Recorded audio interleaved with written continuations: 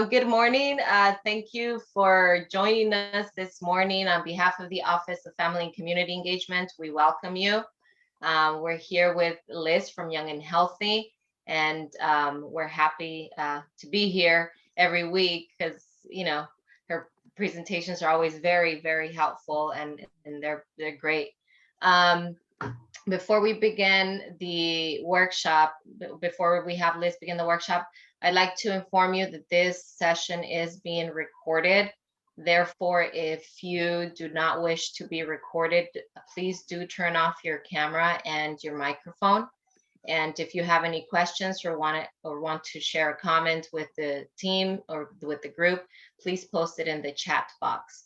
We are offering Spanish interpretation services for those who need it. And para los que necesitan interpretación al español, lo que puede hacer es que en la parte inferior de su pantalla hay un globo, una imagen de globo que usted presiona y escoge el lenguaje al español para que pueda escuchar la presentación al español. O bien puede ir a la cajita del chat, ahí se puso un enlace del canal de YouTube de Collaborate Pasadena, que también está siendo transmitida la presentación al español. Entonces vamos a comenzar. Okay, Liz, whenever you are ready. Okay, good morning, everybody. Here we go. I'm going to apologize off the bat and just say my house is a kind of a cuckoo place right now. My son came to visit me from Denver as a big surprise for my birthday and Mother's Day. He and his girlfriend, their 3 dogs, my daughter, her boyfriend, and their dog, and my dog are all here. So it might get noisy. It might get a little crazy. I might be a little distracted. So I'm going to just apologize up front. It's all for happy reasons, though. So good morning. I'm Liz with Young and Healthy. Many of you have joined before, so you are familiar with me and with Young and Healthy and with the way we talk about things. Today, we're going to talk about how we can build resilience with flexible and accurate thinking.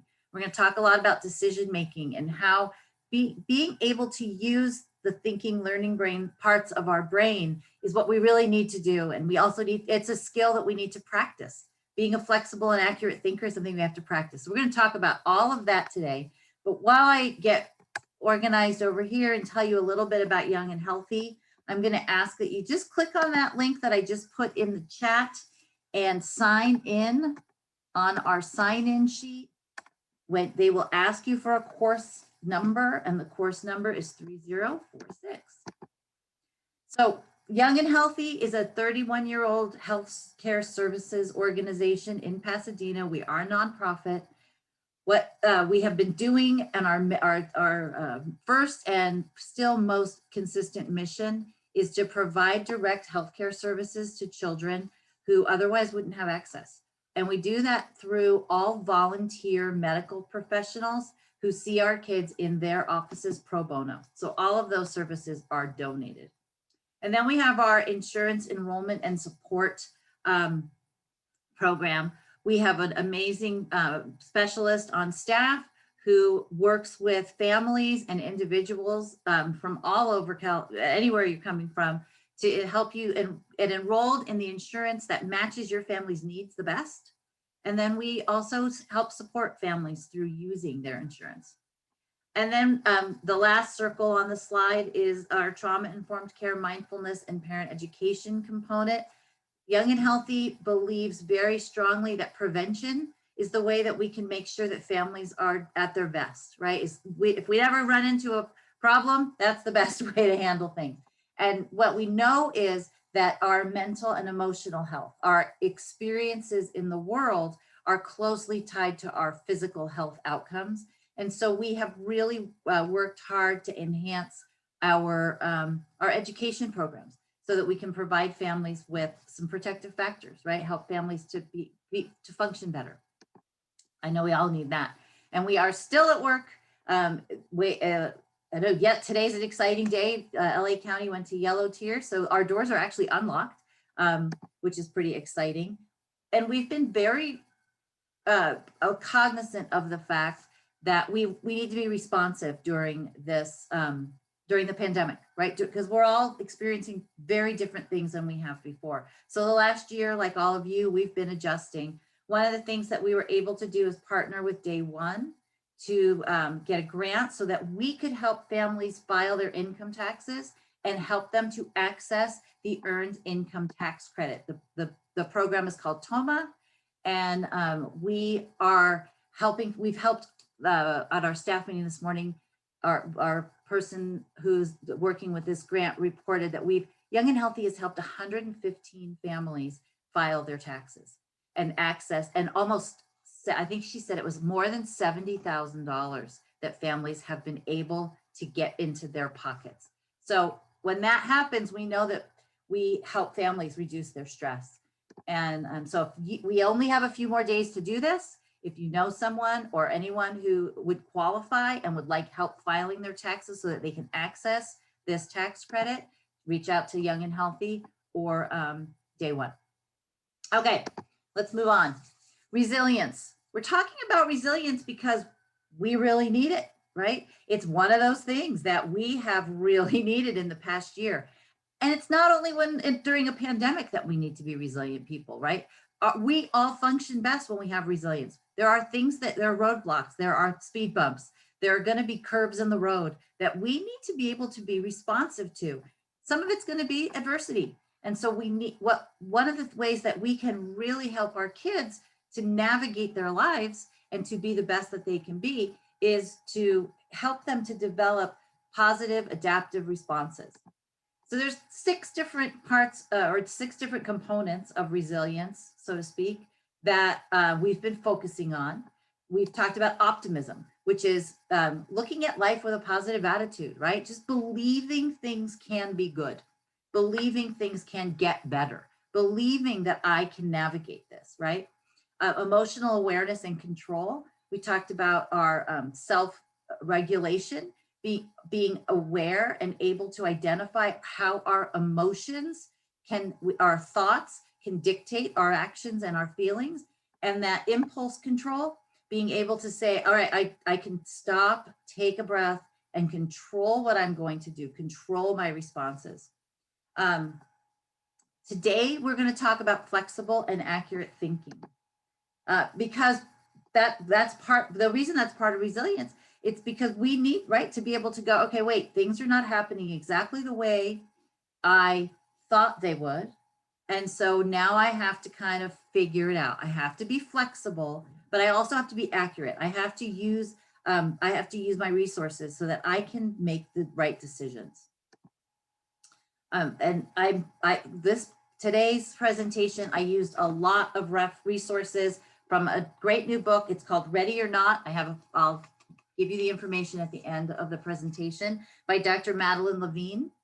And I just really recommend it. And it talks about how we can help to prepare our kids to thrive in a rapidly changing world, because adaptability is the sustaining feature, right? That's being adaptable, being able to adapt to all situations will help us to not only get through life, but to thrive, right? To really be the best that we can be. So the thing about flexible and accurate thinking is that they're skills that are learned, right? These are not things that we just kind of, we necessarily just have. We have to learn how to be flexible and accurate thinkers, which means that we really have to shift our attitudes about what is success, right? Do we want our kids to be able to be flexible and accurate thinkers? Or do we want to make sure that they're only focused on their academics, right? When we make sure that our kids are flexible and accurate thinkers, it will actually help to enhance all of the areas of their lives, their academics, their relationships going forward, their work relationship, their ability to be good employees or good people who can respond well in a work environment. So our brain development does matter, how this works. And so we're going to talk about a little bit. I just wanted to say that what we're going to really need to access when we're going to be flexible and accurate thinkers is our thinking learning brain. And the parts of our thinking learning brain are this big blue part, our cerebrum. And then of course that front part, which is our prefrontal cortex, which is where the most sophisticated thinking happens. So the cerebrum, this thinking, learning part, this is the biggest part of our brain. I call it, when I talk to kids, especially, the smart part, right? This is where a lot of our information is stored. Obviously I'm simplifying, but this is where we are able to go back and say, oh, I know that, so I can go grab that information and put it to work, okay? And then that prefrontal cortex is that is right at the front of our brain. It's the last part of our brain to reach maturity. It doesn't reach maturity until somewhere around the age of 30, late 20s, early 30s. And this is where all of these skills that we're talking about when we talk about resilience, right? The 6 components of resilience that we're going to talk about in this series. This is where those skills develop, right? This is the part of our brain that we're using when we are developing the resilience and those skills: planning and prioritizing, task initiation, organization, that impulse control, all flexible thinking, right? That we can adjust to unexpected changes. So our brains are prediction machines. This is what they do. What we do is we assess our environment and then we guess what will happen next. Now, what are we guessing based on? We're guessing based on our past experiences, right? So if I know that I've already done this one time before and what will happen, and I can predict in that way, then I can prepare, right, for what's coming next. But it also sometimes can be a little bit scary when we can't predict, when we're in a new situation or a situation that's scary. What happens is our midbrain, that are deep down in our midbrain, it's called our limbic system. That's what gets activated when we're unsure, unsafe, uncertain, when we're uncomfortable, right? There's 3 different phases of this midbrain limbic system response. We also often refer to this as our fight or flight response. The first one is alarm, which is, hey, there's something that I am now interpreting as danger. I can't predict what's going to happen next, so now I'm a little bit nervous. Or I've predicted something dangerous or scary or uncomfortable is going to happen. And so now my brain has gone into full alarm, right? It's all it's doing is going, rah, rah, something's not right here, something's not right here. And then we go into, and then we go into the second phase of this, which is resistance. This is when we've got the alarm going off. Now we're in that place where our brains will not let us transition out of that and go pay attention to something else, right? We've seen this, we know this, we've all probably experienced this, right? It's like, I want to move on, but I'm kind of stuck here, but I can't move on. Fascinating, they actually did a study on this resistance phase of our limbic system and found that when people have been activated by something that's scary, right, or something they're uncertain about, they put people in gorilla suits to walk around them and kind of do things. And later when they asked them about the guy in the gorilla suit, they said there was a guy in the gorilla suit. So that's how locked down we get when we feel like we're in a threat. We don't even notice a guy in a gorilla suit walking past us, right? Because we are so focused on the perceived threat that we don't see past it. And then once everything calms down, we get into this exhaustion phase, right? Anyway, right?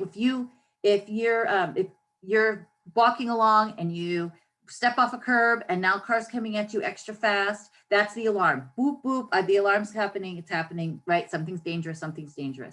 And then we go into that resistance, which is, okay, I have to focus on the car. Where's the car? Oh my gosh, I can't believe I just did that. My gosh, can you believe I just did that? That just almost happened, right? We get it caught in that phase.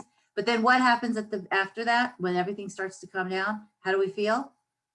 Exhausted, right? Oh my gosh, you're worn out. Your body it's taken a toll. It's because we're on high alert, right? That limbic system are at work every single moment of every single day. We are looking for danger. We're always making decisions based on our prior experience and the level of threat that we perceived, right? We're just always on this high alert.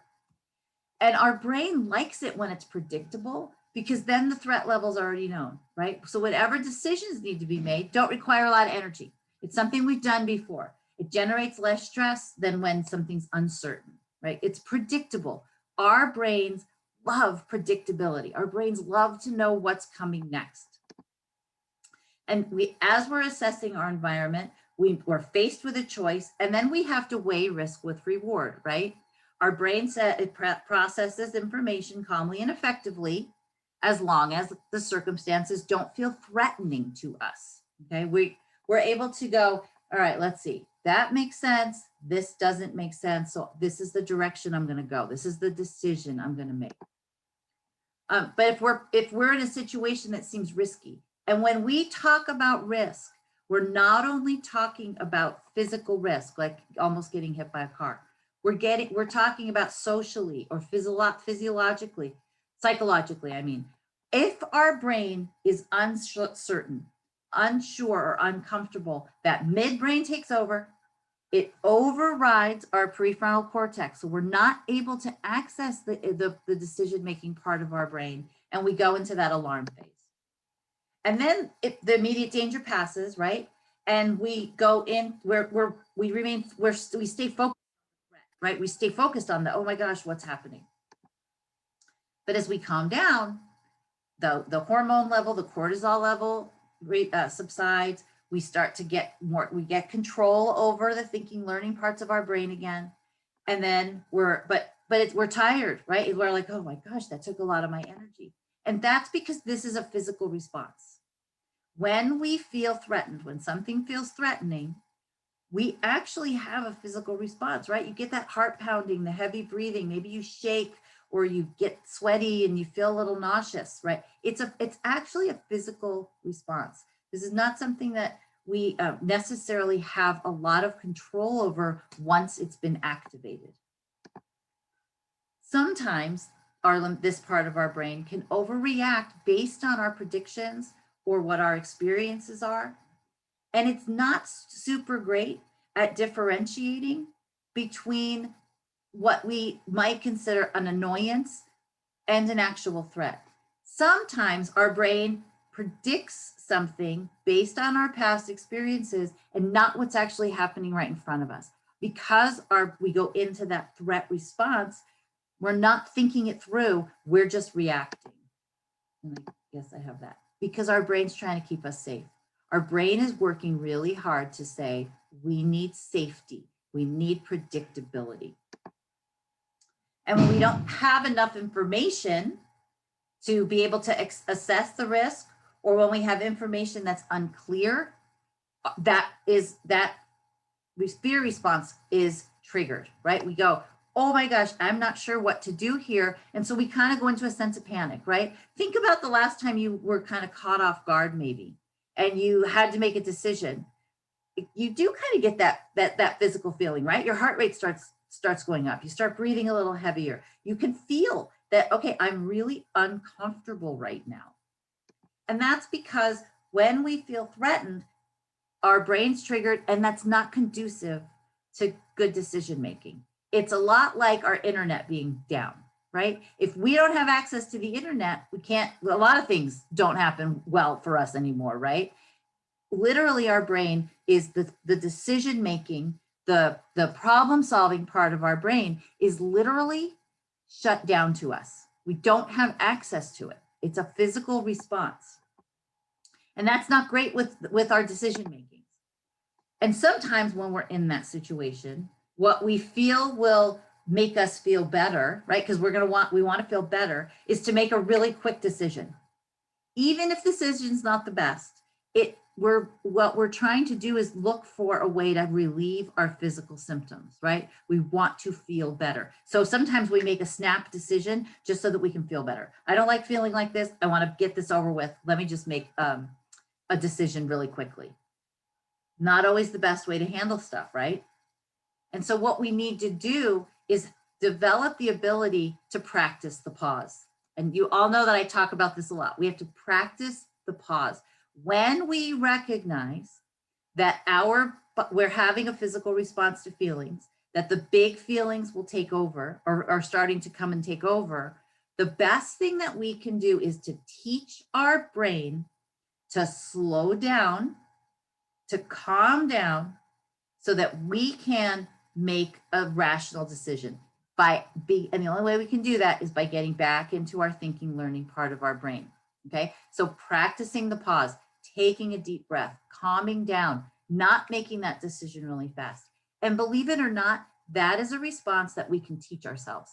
We can teach ourselves and our kids how to practice the pause. So maybe today you're looking at this going, but Liz, you just keep talking about like me and how this is like, and how we have to do it, because we have to model this for our kids. The best way for us to teach our kids to practice the pause is to practice the pause ourselves, right? Is to teach our brains to do that. Because big feelings can often take over, right? They overwhelm us. We feel unsafe, we feel unsure, we feel uncomfortable. Maybe we're sad, maybe we're disappointed, and that triggers that alarm response, right? And the cascade of feelings that come with that. So how does this affect our decision making? How does this relate to flexible and accurate thinking? Well, because the effects of stress on decision making are not really great, right? When we are feeling stressed and have to make a decision, when we have not practiced the pause, when we are trying to use parts of our brain that are not really great at thinking in order to problem solve, that's when we look for that immediate reward, as I already mentioned, right? Stress feels bad. We want to feel better. So I'm just going to make a really quick decision so that I can feel better. And then when we're doing that, we rush through it. We ignore details. We ignore the research and the feedback. Maybe we use incomplete data, which, what does that do? That increases the likelihood that we're going to have a poor outcome, right? If we're not using the thinking, learning parts of our brain, the decision might not be the best one. And then we also kind of gloss over the drawbacks. And then we decide that we rationalize. We figure out, how can I justify this? It's kind of like that saying, no guts, no glory, right? Well, I'm just going to go for it. And because, that's the way that I'm going to, feel better. And I have to try it. And that's why we don't want to make decisions in that place. We want to make decisions from the thinking, learning part of our brain. When we have to make big decisions, often we downplay or we say, it won't happen to me. Oh, that's okay. It won't happen to me. Or we look only at the short term, right? It's especially our children. It's really hard to teach our kids to learn how to look in the long term. Their brains don't work that way yet, right? They can't think about delayed gratification. They want immediate gratification. So that's that's a skill that's practiced. That's a skill that's learned. Okay. Maybe we rely on what everybody else is doing rather than making what's the decision that's best for us. I think a good example of this might be cell phones. Maybe your family says, yeah, you don't get a cell phone until you're, in high school, or maybe even beyond. Or maybe your family decision is that you give your kids a cell phone when they're much younger than that. And what we sometimes do is give in to those social norms. What's everybody else doing, right? We hear our kids say this all the time, but mom, everybody else has a cell phone, right? Or dad, right? We hear that all the time. And it's hard not to give into those social norms as a parent, right? It's hard not to give into those social norms as a kid, because that's what everybody else is doing. We want to feel better. It would make us feel like we fit in.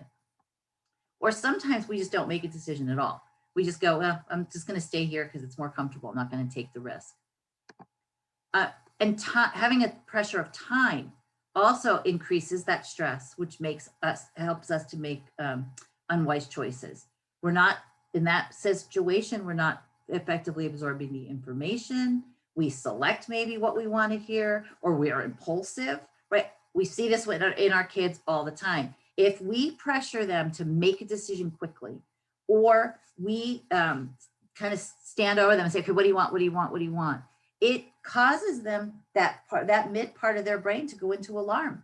And then they can't think through and make a decision, right? That makes them uncomfortable, makes them feel unsafe. And then you guys know I talk about this often. Turn off your news feed, or at least control it, limit it. Because when we have that our brains are being bombarded with all of this information, we feel more threatened and we become hypervigilant, right? When you're hearing it all the time, it actually makes the situation feel bigger to us because we're thinking about it more. It kind of grows and grows and grows the more we hear about it. The situation hasn't changed, but the amount of times that we've heard it has made it seem like a bigger problem than it actually is. And that happens often.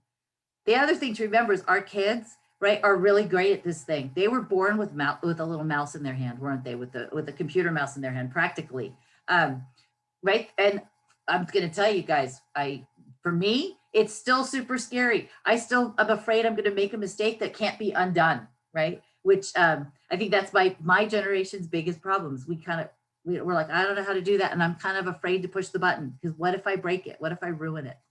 And so our kids have a little bit more savvy about technology than we do. And so remembering that's comfortable to them and it's uncomfortable for us sometimes, some of us, not all of us. So our kids learn how to make decisions and how to be flexible and accurate thinkers by watching us, right? And they're watching us. When they come to us and ask us a question, and we respond to their request or their whatever it might be, their question, they're watching how we make those decisions. They're watching how we do that. Oftentimes our kids are just bystanders, right? They ask a question, we make a decision. But what I'm going to say is allow them to participate in the decision-making process to the level that's appropriate for their age and developmental stage, right? Help them. That's how they're going to learn how to make good decisions, how to be accurate and flexible thinkers, is because we can talk through it. Think out loud while we're making a decision. Let them know what our thought process is. Talk it through. Ask them for their input, right? Our kids will remember, this is something that is practiced. So when we ask them for their input, we actually give them the opportunity to practice this skill of being flexible and accurate thinkers. And then, of course, make sure that we're teaching them how to become good researchers, right? Do the research. That's my daughter's always saying, okay, let me go do the research. I'm going to go figure this out. Let me go look it up. Let me go, right? And we want to teach our kids to be good consumers of information so that they know accurate places to go, good places to go. We joke all the time at our house that, well, if it's on the internet, it must be true. So I guess Elvis is alive somewhere because it must be true. I've seen it on the internet, right? But we need to be able to check our sources, right? Make sure that we're using accurate sources. And then, of course, we go back to that practicing the pause. While they're learning how their brain works, they need to be aware of their emotions, right? That's why that emotional control, that emotional awareness and the self-control is so important. And both parents and kids need to take that deep breath and calm down when they have those physical signals that their stress levels rising, right? That they're moving more into using their midbrain rather than their thinking, learning brain. Because we cannot help our kids to calm down when we are activated, right? If we're in alarm, if we're at that stage 1 in alarm, we're not going to be able to help our kids calm down, right? So we need to make sure that we're calm, that we're modeling that. And that's part of our job, right? Is to make sure that we're providing that for our kids, that co-regulation. When we are calm, we bring the calm back down into our households. I hear parents say this all the time, but what if I let them make a decision and then they make a mistake? Right? It's so scary to think that our kids would make a mistake. And I'll admit, I've been there, right? You're like, don't do that. I don't want you to have to suffer the consequences of that. Like, that's going to be hard for me to watch you be in that situation, right?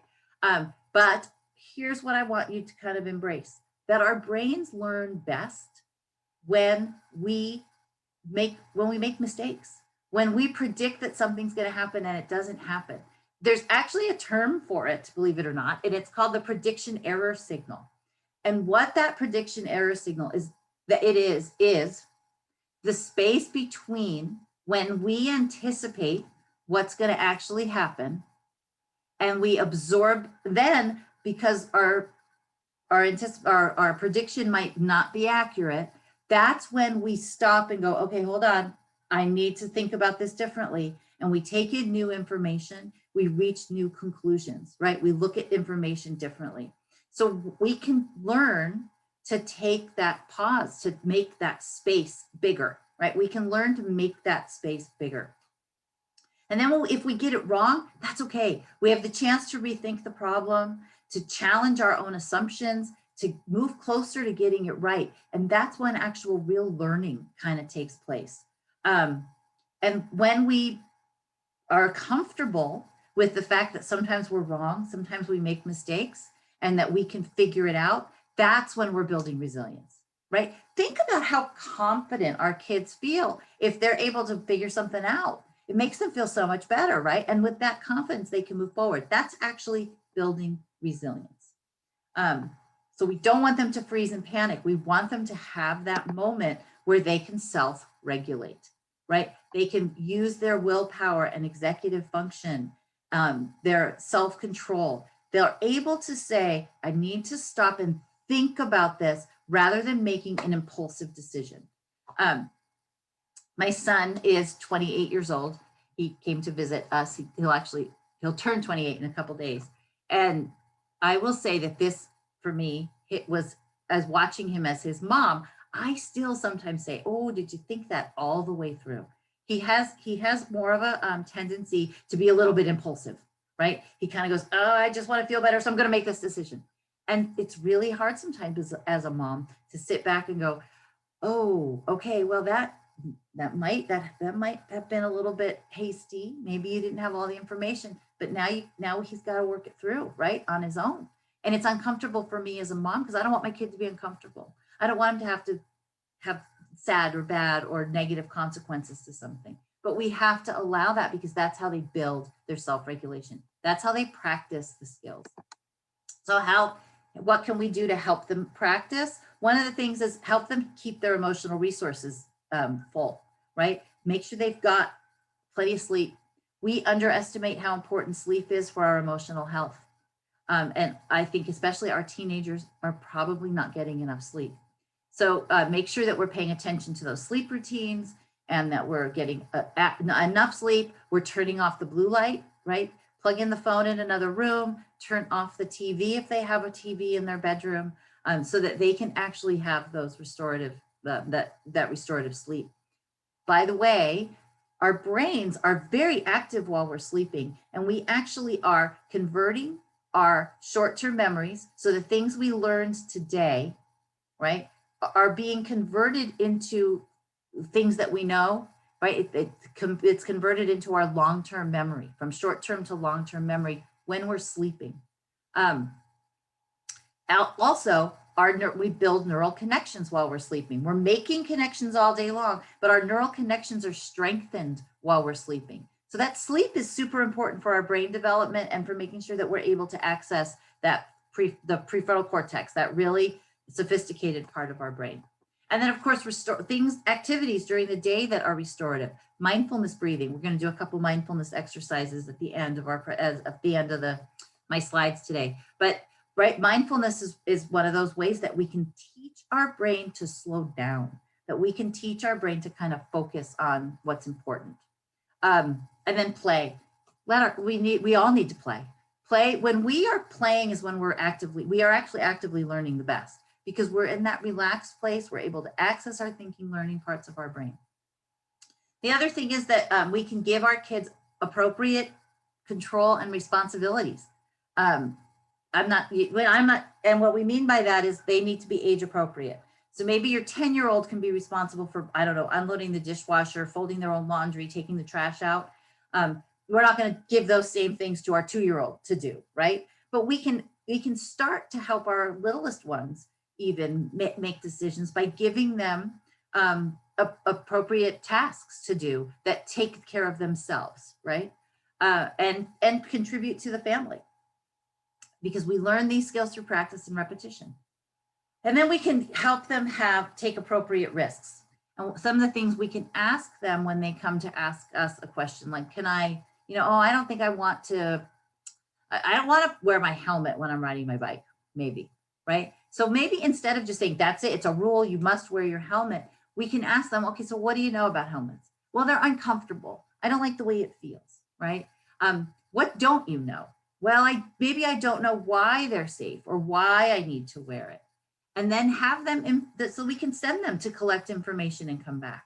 And then most likely they will reach the conclusion on their own, and or they can come back and report back, and you can talk it through so that you come to that conclusion together that yes, we're going to wear helmets in this family when you ride your bike, right? Because in that way, that's how they're learning. That gives them the opportunity to practice making good decisions, going out and finding accurate information, being accurate thinkers, right? This helps to develop their critical thinking skills, which is they're going to need for problem solving and decision making throughout their entire lives. So in order to do this, we have to be able to feel, we have to be able to, not able, yes, we have to be able, but we also have to be willing to collaborate. And what that means is we have to listen. We have to be willing to listen to our kids and listen closely. When we listen, that means we're not trying to think about what we're going to say next, right? We're not trying to prepare our argument. We're not looking at our phone. We're not sending that email. We are really focusing on our kids and listening to what they have to say. And then we're going to ask them thoughtful questions. We're going to ask them things that like, okay, so tell me where you learned that. Tell me how you feel about that. Tell me how you came to that conclusion. Help them to come to express how they came to that decision. Help them to verbalize it. And then of course we want to use empathy. Understand that being a kid's hard and they're trying, right? They really are. And understanding what they're going through, how they're feeling. They're allowed to have their feelings, right? Their feelings are valid, whether we agree or not. They are having those feelings, and so being empathetic to what they're going through. Have curiosity about how they think, why they think the way they think. And then sometimes we have to, as parents, just go, yep, you know what? You have the better idea. It's okay, right? That's all right. Okay, we'll go your way because you kind of gave me you convinced me, right? And then practice the ability, do the research, articulate what you've learned, but remembering that listening is most important. So funny story about collaboration, I think, was a number of years ago when my daughter was still in high school. She decided she was going to give me for Christmas, she wanted to give to me chickens. Yes, live chickens, little chickens that laid eggs. And it was, of course, it was a gift for me. So it was a surprise. So she worked with her dad and one of my really close friends.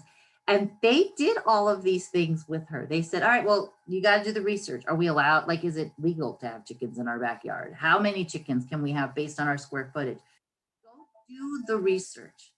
And the thing was that even though I think my husband was hoping she was going to decide that the chickens were a bad idea, she came up with she was very compelling, right? The research it all worked. She had a very compelling argument. And for a number of years, we had backyard chickens. I really loved them. But it was one of those experiences for her that went way beyond just having a pet, right? She had to figure out the decision-making process and get all the information. So it was an opportunity for her to do that. So again, the listening part is the most important. And in that way, one of the things that we can use is mindfulness in order to stop and be able to listen, right? To be able to be present. So I like this we're going to do a couple of exercises that I have planned for us today. Teresa, do you have any questions? Anybody have any questions? Anything they want to throw in there? Or before I move on to the mindfulness exercises? I get talking. Sometimes I forget to stop. Oh, we have a guest, I see. Hello. All right, so we're going to do a mindfulness exercise. Let's go for it. This one is called Stop and Feel My Breathing. Great one to do with your kids. When we do it with our kids, we do the physical motions. So I'm going to ask you to do that with me so that you can practice, so that when you teach it to your children, you'll know how to do this. But it also works when we make the movements, we are helping to strengthen the neural connections, right? We're able to, when we make the motions, we're giving our body another opportunity to take it in, right? To learn through different senses, through different muscle experiences. So the first thing I'm going to ask you to do is put your hands up like a stop sign and just say, I stop. And then put your hands on your belly and say, I feel my breathing. And I'm going to ask you right now, just I'm going to be quiet. I'm just going to let you feel your breathing for about 30 seconds. Just feel it. Do what you can to slow it down.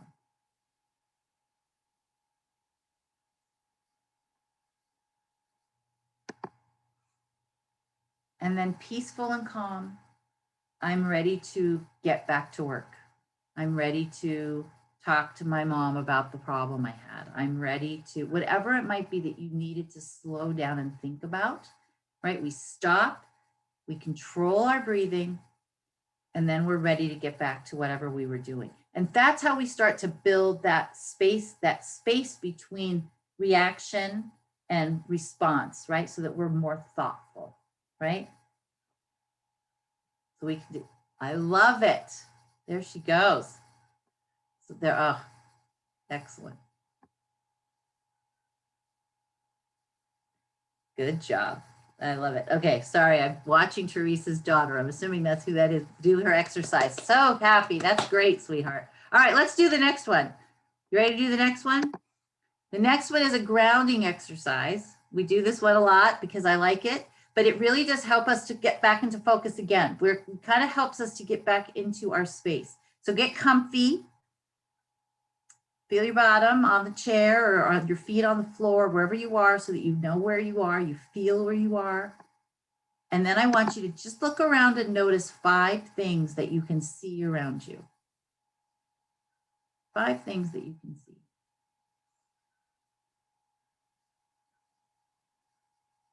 Nice.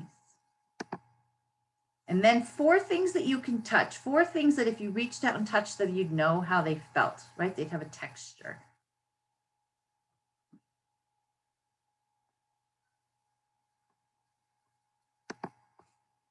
And then what 3 things do you hear right now? What do you hear? If you're just quiet, what can you hear?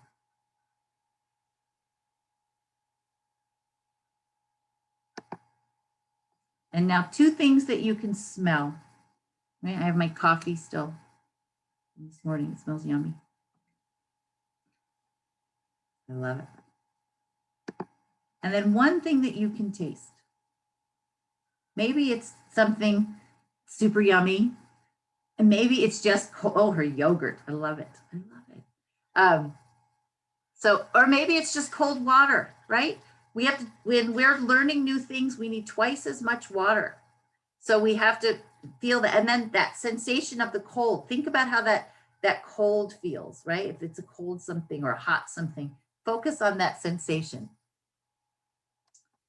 Love it. And that's one of those exercises you can do when you feel like you need to focus, when you need to get back in focus or back where you are.